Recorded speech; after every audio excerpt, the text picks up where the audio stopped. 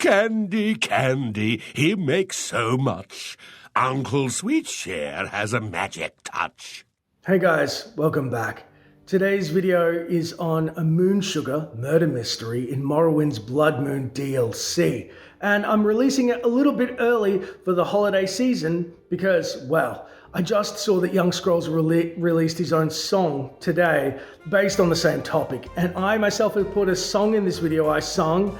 I was too afraid to listen to Young Scrolls and I would back out of releasing the video. So I hope you enjoy it. Also, there is a Santa Claus character in the video that Bethesda cut. I don't know if it's copyright or they just didn't want to go so close with moon sugar as well. It is a dark tale, it's fun, and it's goofy. But also, I hope you have a wonderful holiday season. To begin the quest, we find ourselves at Fort Frostmouth on the Isle of Solstheim. Entering the Imperial Fort, we meet up with a guard, Severia Gratius, who questions. What's this about? Ask your questions, but be quick.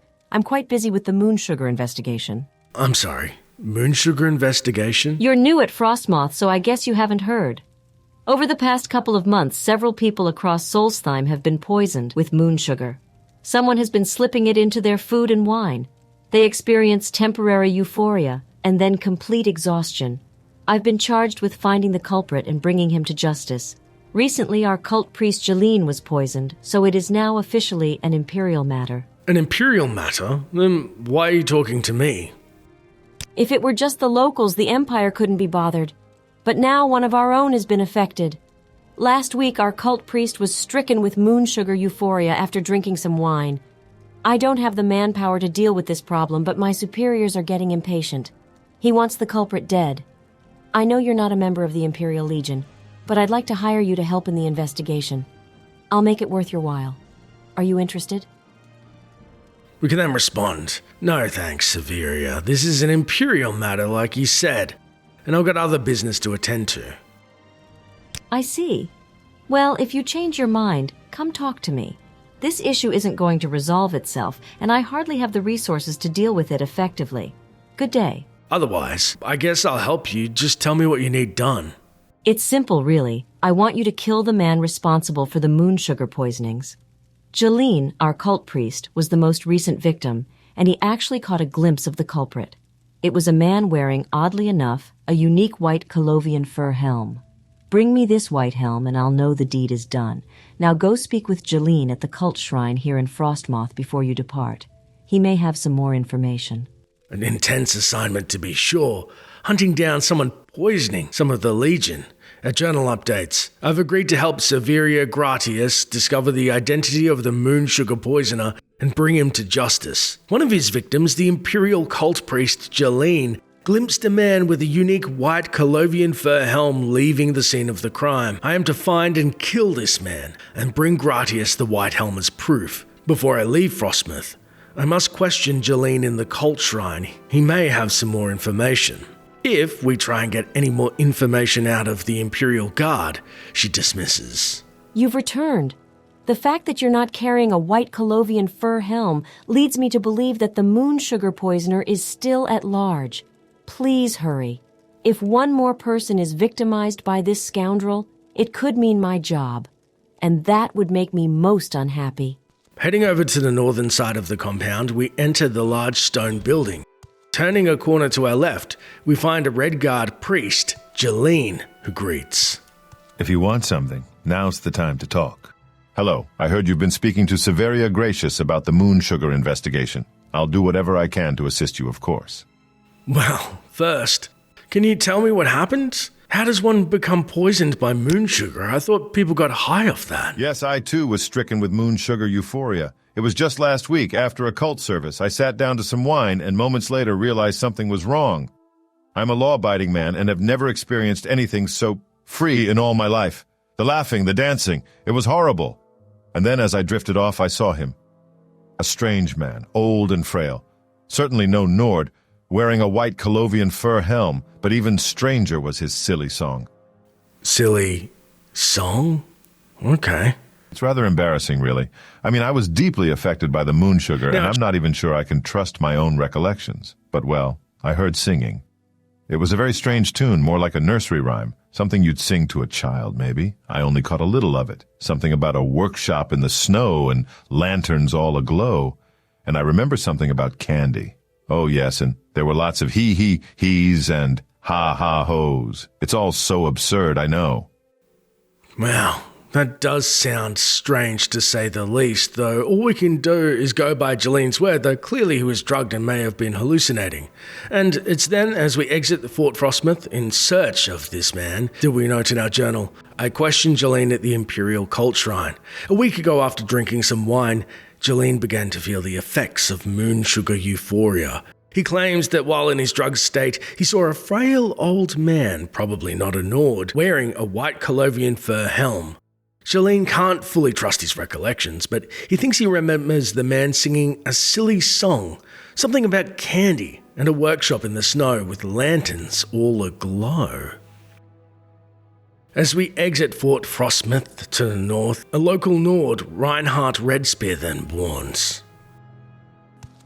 Be careful out here in the wild, friend. There's more roaming about than just wolves and bears.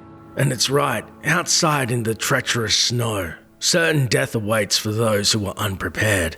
And it's only after a considerable amount of travelling and searching do we find something peculiar, a large stone and wooden hut with smoke coming out its chimney, located south of Lake Fjölding and east of the Ignea River in the Isenfjord Plains. Extremely hostile territory for this quaint and festive hut to be located. Approaching the home, the fire tells us it's occupied. And as we look closer, we see the festive nature of the abode with the green cladding and the hooks outside that hold the lanterns. The one on the left is green and the one on the right is red. Definitely has a Christmas type theme, which is strange for the Elder Scrolls, and again, we'll soon find out why.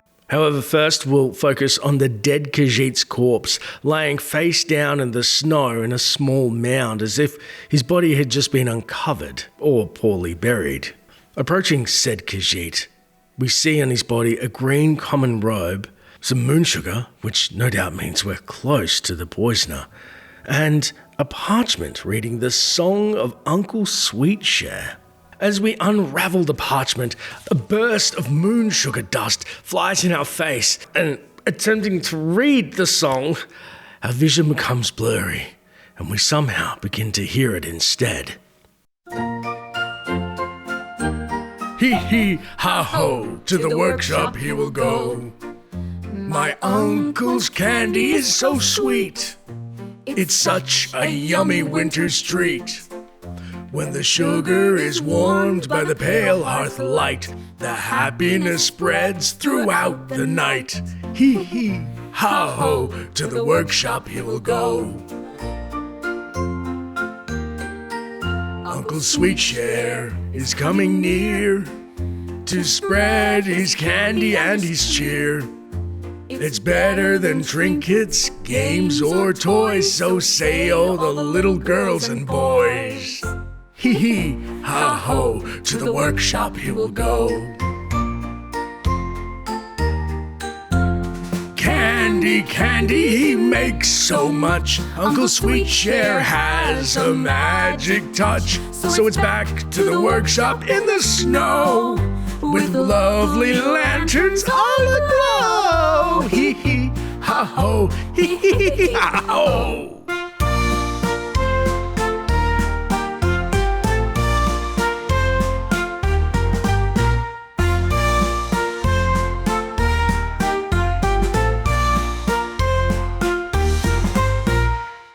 Coming to our senses, we then make our way to the entrance of the nearby house, opening the reinforced wooden door to be met by a man singing a strange and familiar song we heard during our hallucination. Candy, candy, he makes so much. Uncle Sweetshare has a magic touch. So it's back to the workshop in the snow, with lovely lanterns all aglow. Hee ha ho, hee ha ha ho. Approaching this Uncle Sweetshare, we see he is not a Breton or frail and old, as was told by Jeleen, though he was poisoned, so perhaps he didn't get a good look at him. Instead, we see a rather young-looking Nord, though he is wearing a brown robe and promised white Colovian fur hat. Taking inventory of this strange hut that smells of moon sugar, we see against the western wall a small bed in which he sleeps, and to the north, a table with 4 flasks and a bowl of the promised moon sugar. On the 2 tables on the eastern side of the room, we find moon sugar and other drug-making paraphernalia. Clearly, this is Uncle Sweetshare who we've been looking for, and he's brewing his illicit substance unimpeded in these here hills. But why is he attacking the Imperials of Fort Frostmouth, especially a priest? To get the answers that we require, we approach Sweetshare by his drug-making paraphernalia, and he questions. Hey, ha ha. Can it be? A visitor in my workshop? How can I help you? I have candy treats to spare if you come in search of happiness. Oh, so you're here to ask me about the moon sugar investigation? I see, hee. What do you mean, candy treats? All I see is moon sugar. My candy treats are tasty, they are, and filled with special sugar and love. They bring happiness to everyone on Solstheim. That's what I do, you see. I give out my special sugary treats and spread happiness throughout the land. It's difficult work, but oh so very rewarding. Menashe certainly thought so. Ah, Menashe, the dear lad. Menashe? You mean the dead Khajiit? What happened to him? Menashe was my assistant. He helped me make my candy. He so loved his sugar, Menashe did. Loved it a little too much, I'm afraid. He died, you see. His, sweet tooth got the better of him. I buried him just outside. We had a lovely little ceremony. The Horkers came and sang for him, they did, hee, ha ha ha ha ha. Well, I don't know about those hawkers he claims that sang, but clearly this Nord has gone mad from consuming his own sweet treats. It's them we further interrogate. Sweetshare, listen to me. I've been sent by the Imperials to put a stop to your moon sugar operation. Do you understand? That Severia Gratius is so grumpy. Maybe I should visit her next, because that's what I do. I visit the sad and miserable and spread all the happiness I can. It is the way of Uncle Sweetshare, you see. Now that Jeleen, there's a sad, sad boy. His true love has disappeared, don't you know? Very sad, very sad. That's why I sang to him. He needed something extra, something special. Sugar and a song. It cures all. Cures all? You're feeding unwitting Imperial Legion members hallucinogens. Why? And you think you're helping them with this Uncle Sweetshare persona? Thought Uncle Sweetshare was just a made-up rhyme for children. Why have you taken upon the name? That's me, you see. Uncle Sweetshare, just like in the children's rhyme. When I found that old song, the lyrics moved me like nothing else in my life. I knew at that moment who I truly was and what I was meant to do, so I had this workshop built. I make treats here, you see. Delicious treats with the special sugar. Moon sugar. Hee ha ha. Then I spread my cheer throughout the land. But it's all a secret. Shh. We're then presented with 2 ways to end the quest. To spare or kill Uncle Sweetshare. But first, we note in our journal quickly. I met an old man living in a small workshop out in the wilderness of Solstheim. Inspired by a child's silly song, he took on the role of Uncle Sweetshare, the legendary giver of candy and spreader of cheer. He even wears a white helmet. What's most disturbing is that this particular Uncle Sweetshare has been spreading his unique brand of happiness by secretly giving people moon sugar. It's obvious this madman is the culprit Severia Gratius hired me to kill. First, deciding swift justice is in order, and especially for his poor assistant, we can say. Sweetshare, you're mad and must be punished for your crimes. He, mad? Mad, you call me? Oh no, it is you who are mad. For how can anyone who doesn't recognize true happiness ever be considered sane? Oh why can't you people just be happy? Well, let's get to it then. He, ha ha. Sweetshare doesn't go down easily without a fight. Aside from his natural resistance to shock, immunity, and frost, and he also boasts the ability to shield himself, he also knows a plethora of other spells, as well as has a nasty wooden cane to whack you with if he so chooses. You're growing weak. Felling the maddened Nord, we find on his body his wooden staff, white Colovian fur helm, common robe, 5 moon sugar, a parchment containing his song which has captivated him so, and Grandmaster's mortar and pestle.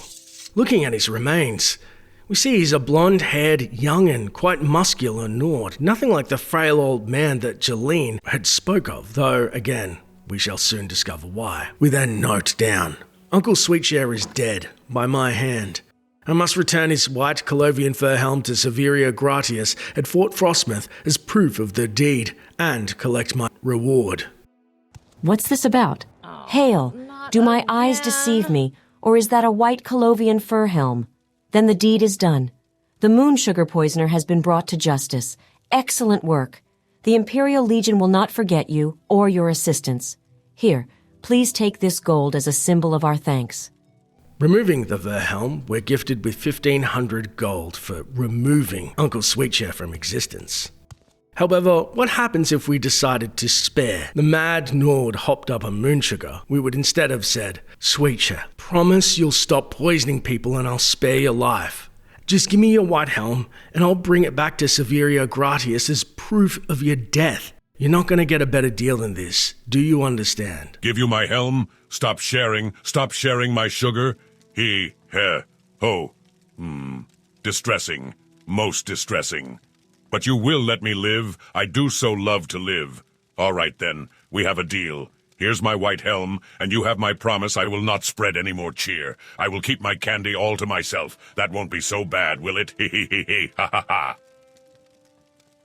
Sweetshare, showing surprising insight into his own predicament, gives us his helm, and if we speak to him once more, he would exclaim, Ha ha, what's this? Why, it's you, come to pay Uncle Sweetshare a visit. I've been a good boy, I promise. He. Uncle Sweetshare, huh? Still? Why, that's me. At least, it used to be me. I don't feel much like Uncle Sweetshare anymore, to tell you the truth. Not without my white helm. But that's just fine. Ha ha ha ha. Because I still have my scrumptious treats with all the sugar I can eat.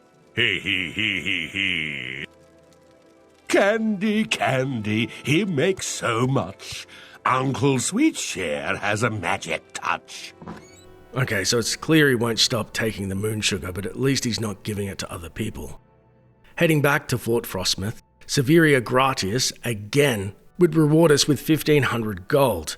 However, Sweetshare would survive, though we can't say the same for his apprentice. Do my eyes deceive me, or is that a white Colovian fur helm? Then the deed is done. The moon sugar poisoner has been brought to justice. Excellent work. The Imperial Legion will not forget you or your assistance. Here, please take this gold as a symbol of our thanks. Our journal then updates. I convinced Uncle Sweetshare to give me his white helm, which I shall turn into Severia Gratius at Fort Frostmouth as proof of his execution. The madman promised me he'd stop slipping moon sugar into people's food and drink. I can only hope he has his wits enough to keep his word. And finally, the white Colovian fur helm has been delivered to Severia Gratius as proof of the moon sugar poisoner's execution. I've been well rewarded for my service with 1,500 gold.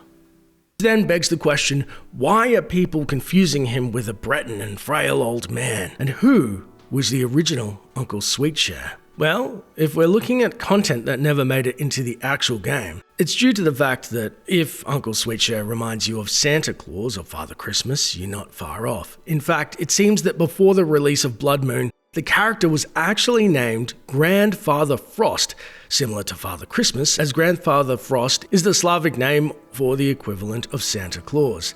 And funnily enough, we can spawn in, as you can see, Grandfather Frost, though his helm is white like Uncle Sweetshare's, though it was supposed to be red in the construction set. He even had a different song, and the song was called Grandfather Frost, though it is very similar, so I won't sing it again. You're welcome. Somewhere in the making of this quest, Bethesda decided it was a little too close to Santa and changed a few details. Things get even better if we want to do a deeper lore dive, as there is a mod aptly titled Grandfather Frost by Necro Legion that would restore the not-so-sweet saint back to Bethesda's original vision for what he became, being Uncle Sweetshare. The mod not only restores Grandfather Frost in a seamless way, a new cell, Solstheim Grandfather Frost's workshop, replaces Uncle Sweetshare's workshop with Grandfather Frost in the place of Uncle Sweetshare.